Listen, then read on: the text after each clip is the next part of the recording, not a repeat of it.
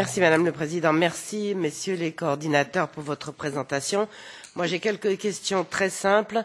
Alors je suis arrivée en retard, peut-être y avez-vous déjà répondu, je vous prie de m'en excuser, mais j'avais une autre réunion. Alors sans entrer dans le détail des projets, avez-vous l'assurance que les fonds versés aux pays tiers dans le cadre de la politique des corridors RTE-T sont correctement utilisés? Les prêts accordés par la BEI entrent-ils dans ce cadre? Connaissez-vous les montants des financements européens attribués aux pays tiers pour la politique des transports? Sur quelle base et sur quels critères évaluez-vous les risques de corruption dans les pays tiers, puisqu'on parle de pays tout de même notoirement corrompus comme l'Albanie, le Kosovo ou l'Ukraine, pour n'en citer que quelques-uns? On sait aussi que la Chine investit dans les infrastructures de transport en Europe centrale et orientale, via par exemple le format 16+1. Quelles sont les exigences en retour? Les autorités européennes s'en inquiètent-elles?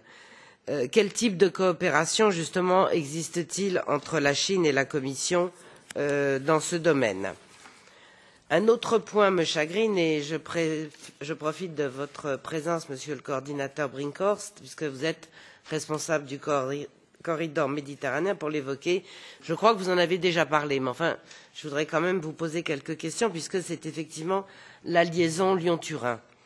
C'est un projet qui est encore sujet à d'importantes controverses des deux côtés des Alpes, en raison, vous le savez bien, des soupçons de fraude et des conflits d'intérêts qui pèsent sur ce projet pharaonique qui engloutit à lui seul près de 15% de l'enveloppe allouée au MIE sur la période 2014-2020, alors même que son utilité n'est pas vraiment démontrée.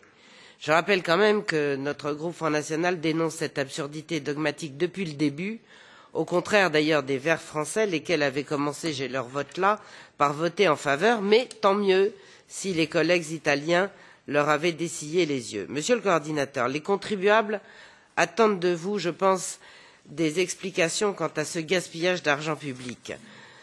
Je ne pense pas qu'il soit utile de vous rappeler, ainsi qu'à tous les membres de cette commission, les sévères critiques de la Cour des comptes française émises il y a moins d'un an, ni de vous rappeler aussi que les maires de Grenoble et de Turin refusent d'accorder un centime à ce projet qu'ils rejettent. On parle désormais d'un coût, vous pourrez peut-être me contredire, qui avoisinerait les 20 milliards d'euros pour les plus optimistes et au moins 30 milliards pour les plus réalistes. Alors ma crainte, effectivement, c'est qu'à force de creuser ce tunnel, eh bien, on creuse surtout la dette. Je vous remercie.